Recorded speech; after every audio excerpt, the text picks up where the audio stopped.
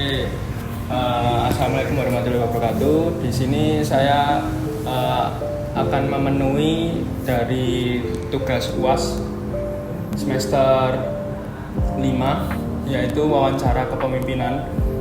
Di sebelah samping saya ini sekarang ada teman saya yang kebetulan dia memiliki usaha di bidang makanan atau di bidang apa deh seneng F&B ya.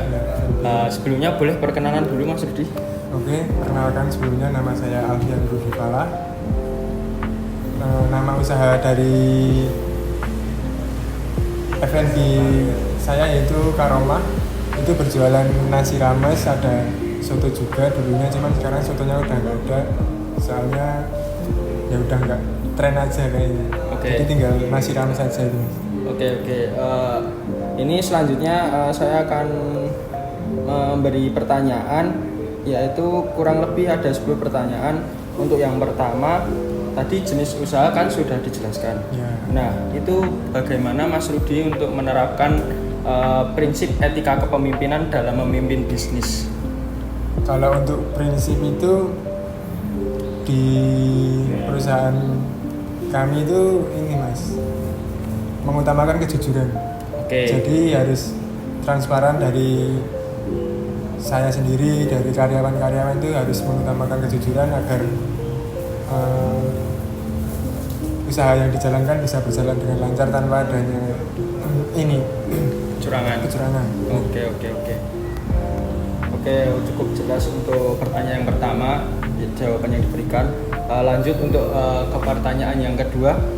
Ini Mas Rudi, bagaimana cara menangani konflik yang muncul saat menjalani bisnis, terutama dalam tim, dan bagaimana strategi utama untuk menghadapi konflik tersebut? Untuk menghadapi konflik sendiri itu biasanya saya mendengarkan dari beberapa pihak dulu, konfliknya itu muncul dari mana, dari pihak sini ya. Nanti untuk itunya kita gimana ya jadi? Apakah ada diskusi? Ya jelas diskusi. Terus nanti musyawarah gimana baiknya, dan nanti kita ambil tengahnya gitu.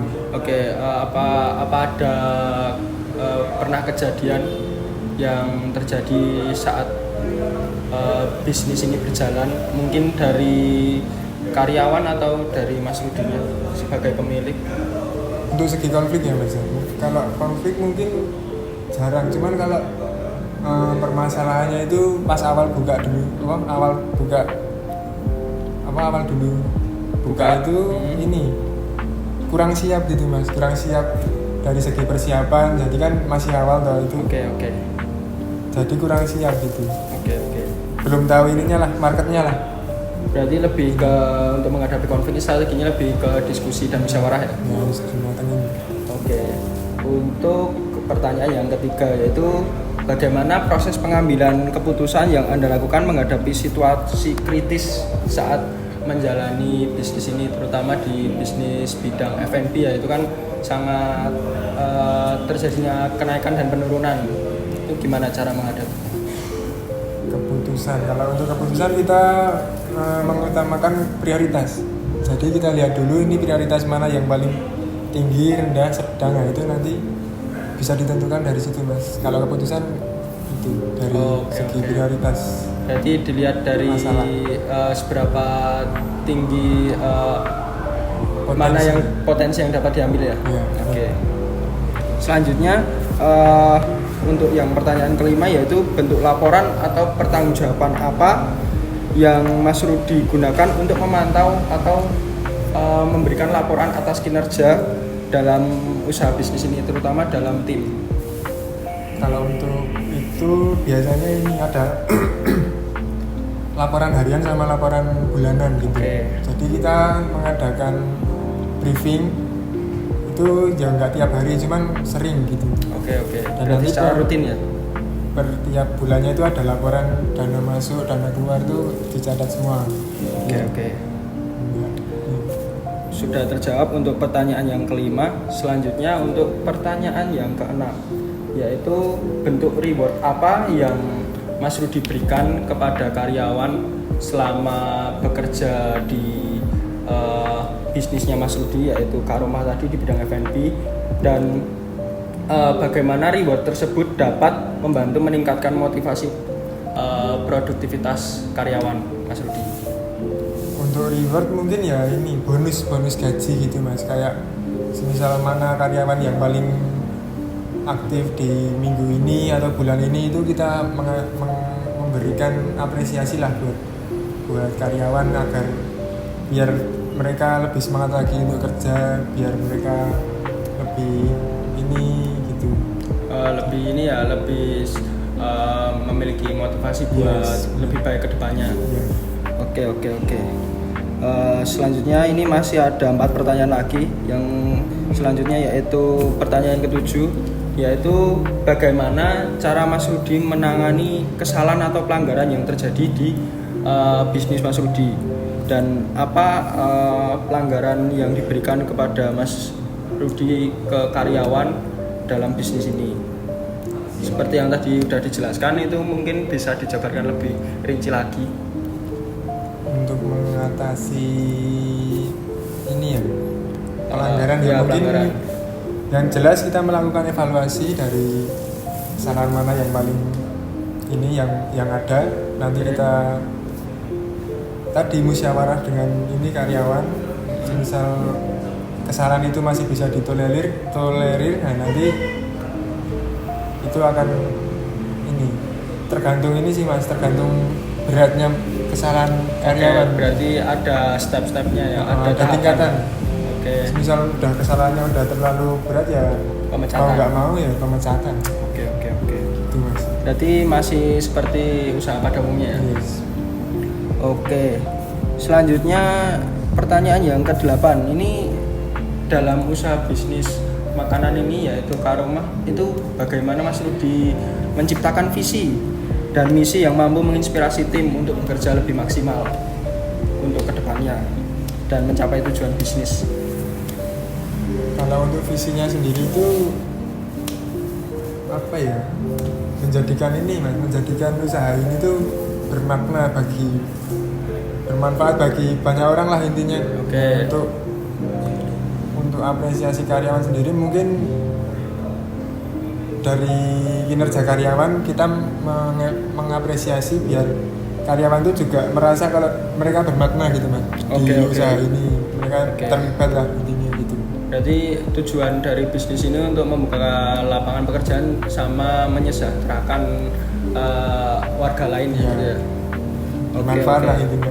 Oke. Ini masih ada 2 pertanyaan terakhir, yaitu yang pertama ini pertanyaan ke-9, apa pelajaran terbesar yang didapatkan selama menjalani bisnis usaha makanan ini atau F&B di Karomah, dan bagaimana bisnis ini dapat mempengaruhi kepemimpinan Mas Rudi? Ya seperti yang saya katakan di awal tadi, itu ya bagian ini Mas, kesiapan. Jadi mungkin pas awal buka kan dulu persiapannya kurang matang. Nah nanti kan kita belum tahu ya marketnya itu gimana, demand-nya konsumen itu seberapa. Jadi kita belum tahu menentukan berapa produk yang harus dibuat biar hari itu bisa habis gitu, itu belum matang gitu Mas. Oke. Jadi kurang pentingnya persiapan itu penting banget. Oke, berarti itu juga termasuk dalam ini ya, evaluasi dari kegagalan yang pernah terjadi ya. Yes. Oke. Untuk yang terakhir ini ke-10, mungkin Mas Rudi memiliki saran atau untuk mahasiswa untuk memulai bisnis. Kebetulan Mas Rudi juga masih mahasiswa ya. Kebetulan mahasiswa semester 5 di jurusan apa, di kuliah mana? Di prodi manajemen, kuliah di Universitas Muhammadiyah Yogyakarta. Oke, sangat pas sekali ya untuk bidang yang ditekuni ini. Dan tadi ini sarannya belum ini. Bagaimana tadi saran untuk memulai bisnis khususnya dalam mengembangkan spiritual terus dan membangun kepemimpinan keberlanjutan itu gimana? Kalau untuk motivasi bagi para entrepreneur muda ini, ya, kalau dari saya itu yang penting berani ambil tindakan. Walaupun kita punya rencana sedemikian rinci, cuman kalau kita nggak berani ambil tindakan pertama itu percuma. Jadi sekecil apapun tindakan yang kita ambil, nah itu dilaksanain aja dulu gitu. Berarti lebih memanfaatkan peluang yang ada ya. Take action walaupun sekecil apapun itu kita mulai dulu. Oke, Kita awali oke. dulu gitu. Itu kan Jadi untuk bisa berjalan. segi membangun kepemimpinan ya. Iya. Dan itu bagaimana nanti jika memimpin di suatu organisasi atau di suatu bisnis yang skala besar memiliki karyawan itu gimana? Apa mungkin dari tingkat kejujuran? Yes, kalau dari saya itu yang utama itu kejujuran, Oke. saling transparan satu sama lain biar kita tuh nggak ada kecurangan, nggak ada main belakang mungkin gitu. Jadi tetap transparan antar karyawan sama kita yang sebagai manajer atau pemimpin gitu. Oke, ini kan untuk dari yang membangun kepemimpinan.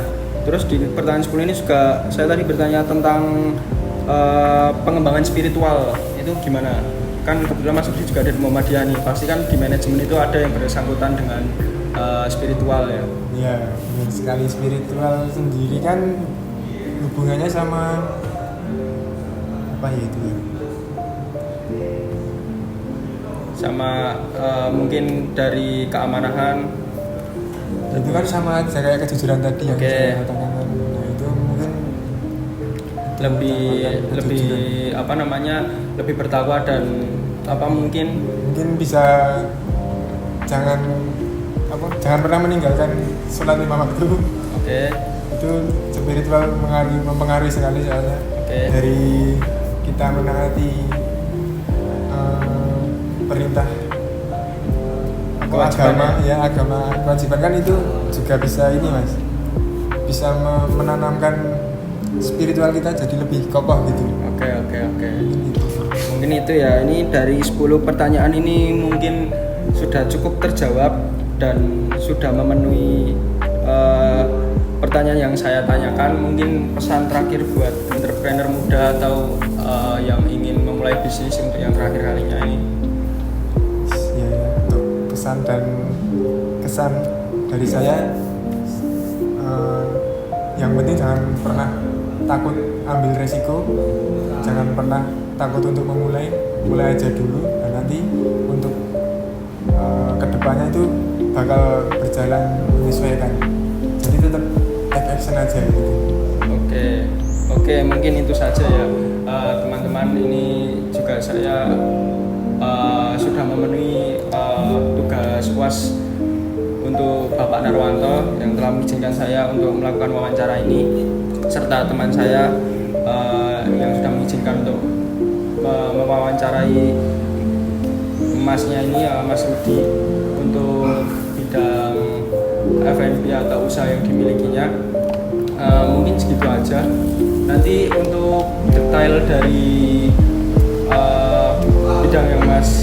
bidang usaha yang Mas Rudi miliki ini bisa nanti saya cantumkan di video. Oke, mungkin itu saja. Terima kasih. Wassalamualaikum warahmatullahi wabarakatuh.